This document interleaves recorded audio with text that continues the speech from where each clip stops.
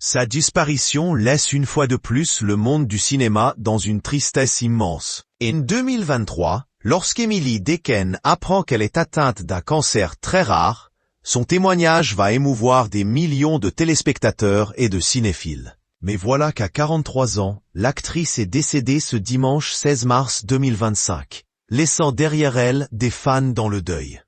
Battante, elle a toujours voulu donner de ses nouvelles, notamment sur son compte Instagram. Mais la maladie a malheureusement gagné.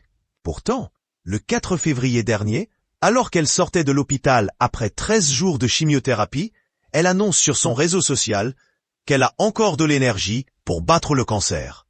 Dans les colonnes de Paris Match, Christophe Carrière retrace les dernières semaines de vie de la comédienne. Le lendemain, elle m'appelle. Nous avions alors le projet d'écrire ensemble un livre sur son combat contre le cancer avec, en filigrane, un retour sur cette vie parsemée d'amour et de rencontres extraordinaires qu'elle chérissait plus que jamais. Écrit le journaliste. Ce dernier la trouve d'ailleurs en joie. Je me sens dans une forme olympique, m'avait-elle dit. C'est bizarre parce que je devrais être épuisé. Je vais peut-être avoir un contre-coup demain ou après-demain. De toute façon, on sera fixé dans 6 semaines. On saura si on a enfin trouvé le bon protocole de traitement. Opérée, Emily Dequenne fera tout pour se battre. Aujourd'hui, je continue à me soigner. Ce n'est pas tous les jours facile. Mais je suis déterminé à vaincre ce cancer rare qui a décidé de venir bouleverser ma vie.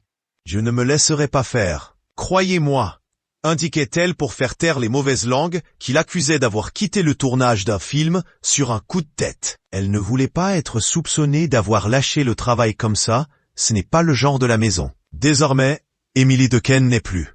Mais elle laisse un souvenir mémorable dans la tête de tous les cinéphiles.